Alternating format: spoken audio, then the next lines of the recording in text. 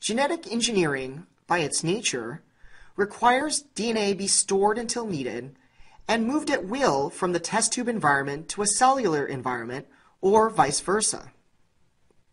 A DNA plasmid makes it easier to accomplish this goal. A plasmid is a small circle of DNA, typically found in bacteria, that is separate from the majority of bacterial DNA located in the nucleoid. That might sound like a mouthful, but basically a plasmid is a vehicle for storing and studying genes. Scientists use plasmids in laboratory experiments as a vector or vehicle for DNA of interest, typically a gene. Plasmids are usually represented by a simple circle with the important features noted. To be an effective tool for scientists, a plasmid typically possesses three basic features: a multiple cloning site, an origin of replication, and a selectable marker. Let's see how each of these plasmid features plays a key role in genetically engineering bacteria to produce human insulin.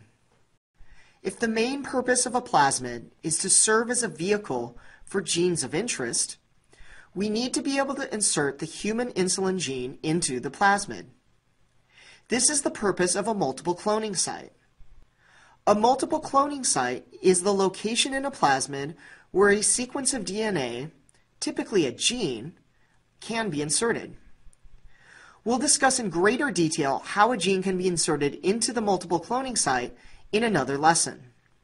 Once a gene is inserted into a plasmid, you obviously don't want to lose it. Wouldn't it be great if the bacteria did all the work maintaining the plasmid for us? Actually, that's one of the main reasons scientists put a gene into a bacterial plasmid. As we learned previously, the origin of replication is the place where the process of DNA replication begins. Therefore, if our plasmid possesses an origin of replication, the bacteria will automatically make a new copy of the plasmid during the replication process.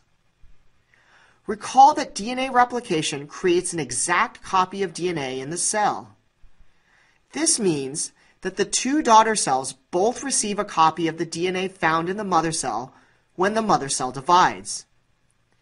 If our genetically engineered plasmid has an origin of replication, it is also replicated. This means that each daughter cell also receives a copy of our human insulin gene whenever the bacterial cell undergoes replication. In this way, our bacterial host has become a living storage vessel for the genetically engineered plasmid.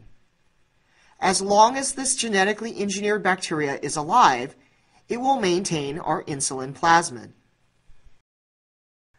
Okay, so we have a means of getting the insulin gene into a DNA plasmid using the multiple cloning site. And we will have a continual supply of our plasmid because the origin of replication will ensure that a new copy of the plasmid is created each time the host bacterial cell divides. That's great! With those plasmid characteristics alone, we can create genetically engineered bacteria that will make insulin for us. But isn't bacteria all around us? How are we going to differentiate between the genetically engineered bacteria and regular bacteria from the environment? Right now, there's no way we'd be able to distinguish between the two.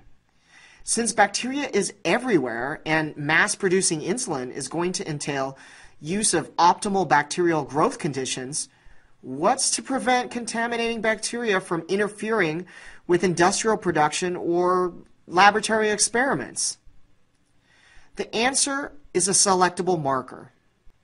Consider the proverbial needle in a haystack. How do you propose finding the needle amongst all that hay? Obviously, we could sift through the haystack by hand till we find the needle. But that seems like a lot of work. Adding a magnet as a tool would be a more sophisticated version of this search method, but at its heart, this is still a search as well. We're still actively doing something, albeit less work because of the magnet. Wouldn't it be great if we could just sit on a porch drinking lemonade while the needle finds itself? How's this for an idea? Let's toss a match into the haystack and get that lemonade while we consider the consequences of our fiery plan. The fire is going to burn the hay to the ground, allowing us to just waltz up and pick up our needle once we've finished our lemonade. Note that we didn't need to do any work once we set the haystack ablaze. This is what a selectable marker provides. A selectable marker is a gene that enables identification of genetically modified organisms of interest by removing or inhibiting unwanted organisms. It is the third major characteristic of DNA plasmids. Note the difference between selection, which requires no work on our part, and screening, which requires work on the part of the scientist to identify the bacteria of interest. What is the biological equivalent of fire from this haystack analogy? For bacteria, the answer is antibiotics.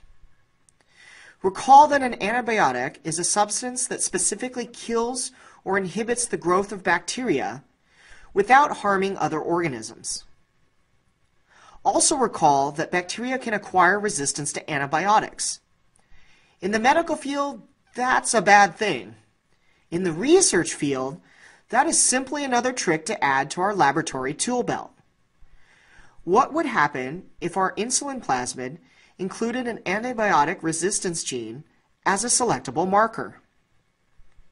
The antibiotic resistance gene produces a protein that allows the bacteria to survive in the presence of an antibiotic that would normally kill the bacteria. Do you see where this is going? If the plasmid contains both the antibiotic resistance gene and our insulin gene, we can ensure we are always dealing with the genetically engineered bacteria if we grow our bacteria in the presence of the antibiotic. Random bacterial contaminants will be killed by the antibiotic, leaving only the resistant genetically engineered ones that we want. In summary, a plasmid is a circular piece of DNA which can be used as a vector for DNA of interest in molecular biology experiments. A multiple cloning site is the location in a plasmid where a sequence of DNA can be inserted. An origin of replication is the place where the process of DNA replication begins. It is a critical component of a DNA plasmid because it ensures that plasmid is passed from mother to daughter cells during cell division. A selectable marker is a gene that enables identification of a genetically modified organism of interest by removing or inhibiting unwanted organisms. When dealing with a bacterial host, the selectable marker is usually an antibiotic resistance gene.